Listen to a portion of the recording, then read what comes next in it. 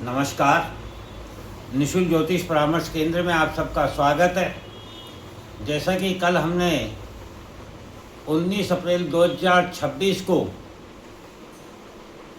मंगल शनि का एक ही अंश पर, समान अंश पर, एक ही घर में, एक ही नक्षत्र में युद्ध होने जा रहा है, उसको समझा कि वह कैसी पीड़ा, कैसा कष्ट प्रदान करेगा आने वाले समय में। उसी को हम आगे समझते हैं कि जो बीज हमने बोया उसी की फसल को काटने का अब समय है। क्योंकि प्रसव पीड़ा से जब हमने समझा था इस दर्द को, तो प्रसव पीड़ा में पहले बीज का बोना है और उसके बाद उस बीज के द्वारा उत्पन्न फसल को काटना है। तो जो बीज बोया उस फसल को काटने का समय है, अर्थात 19 अप्रैल 2026 से प्रसव पीड़ा जैसा दुख दर्द प्राप्त होगा। अर्थात हम सभी ने अब तक अपने जीवन में जो कर्म बीज बोया है उसका फल भोगने, उसकी फसल पककर पूर्ण हो गई है। अब उस फसल को काटने का समय है। स्पष्ट है कि हम सभी को अपने कर्मों का फल प्राप्त होने जा रहा है। गीता में भी कहा गया है कि जैसे कर्म करोगे वैसा फल देगा भगवान। ये है गीता का ज्ञान, यही है गीता का ज्ञान। एक किसी पिक्चर का गाना भी था बहुत पहले, बुरे काम का बुरा नतीजा, क्यों भाई चाचा, हाँ भतीजा। अर्थात जैसे हमारे कर्म होते हैं हमें वैसा ही फल प्राप्त होता है। सांसारिक जीवन हमारे कर्म बंधनों से बंधा हुआ है। इस बंधन में बंधकर हम सभी स्वार्थी हो जाते हैं। स्वार्थ आ जाता है, अपना पराया करने लगते हैं। प्रेम प्यार के स्थान पर द्वेष ईर्ष्या करने लगते हैं। त्याग समर्पण के स्थान पर छीनने लूटने लगते हैं। हम भूल जाते हैं कि हम तो संसार में अकेले आए थे और अकेले ही चले जाना है। खाली हाथ आए थे और खाली हाथ ही जाना है। ना कुछ लेकर आए थे और ना ही कुछ लेकर जाना है। सब कुछ यहीं से लिया है और यहीं छोड़कर जाना है। संसार में आने पर जो भी रिश्ते, संबंध, व्यक्ति, व्यापार, नौकरी, शिक्षा, स्थान, सुख, सुविधा, भोग, विलासिता, स्वास्थ्य, शक्ति हमें प्राप्त होती है, वे सभी हमारे पूर्व जन्मों का प्रारब्ध है, जिससे मुक्ति हेतु जीवन प्राप्त हुआ है। इस जीवन का वास्तविक उद्देश्य आत्मा की मुक्ति है।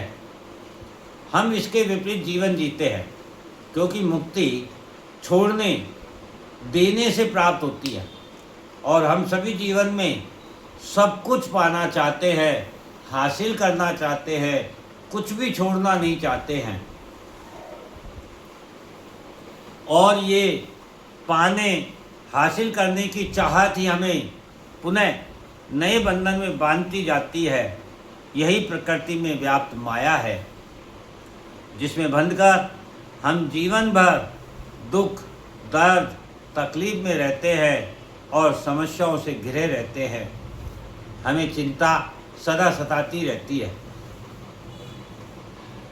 क्या आप में से कोई भी एक भी व्यक्ति ऐसा है जो ये बता सकता हो कि उसे स्वयं के लिए कुछ चाहिए या उसे स्वयं से कोई समस्या है? नहीं है ऐसा कोई व्यक्ति, क्योंकि प्रत्येक व्यक्ति यही कहेगा कि वह जो कुछ भी कर रहा है अपनों के लिए कर रहा है, और जिन्हें वह अपना कह रहा है वे कभी उसके थे ही नहीं, ना ही कभी उसके हो सकते हैं। वे सभी तो पूर्व जन्म के बकाया लेन देन हैं, जिनसे हमें मुक्त होना है, चुकता करना है। यदि ऐसा नहीं होता तो हमारे जीवन में कोई छोड़कर हमें नहीं जाता और किसी नए व्यक्ति से भी हमारी मुलाकात नहीं होती। समय के साथ बदलाव ही हमारा प्रारब्ध है, जिससे हमें मुक्त होना है। जीवन में सभी को अपने कर्मों का फल स्वयं को ही भोगना पड़ता है। कोई भी आपसे कुछ नहीं छीन सकता है और ना ही कोई आपको दुख पहुंचा सकता है। हमारे साथ जो कुछ भी घटना घटित होती है वह हमारे ही कर्मों का फल है। यदि हम ये विश्वास कर लें कि हम शरीर नहीं आत्मा हैं, तो आत्मा अमर है। आत्मा को अग्नि जला नहीं सकती, पानी बहा नहीं सकता, वायु उड़ा नहीं सकती। आत्मा शरीर रूपी वस्त्र धारण करती है। जिस शरीर के माध्यम से आत्मा शुद्ध एवं पवित्र होना चाहती है, सदा सदा के लिए शरीर से मुक्ति पाना चाहती है। अतः हमें जीवन में आत्मा की मुक्ति के लिए कर्म करना चाहिए, क्योंकि आत्मा तो मुक्ति चाहती है और शरीर हमेशा बंधन चाहता है।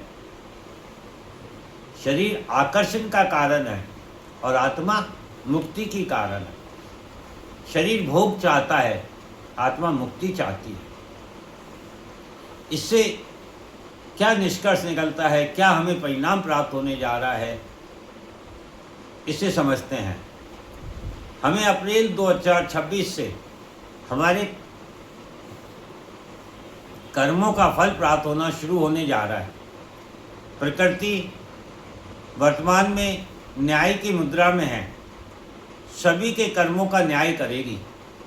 प्रकृति को पुराने ढांचे को नष्ट करके नव निर्माण करना है।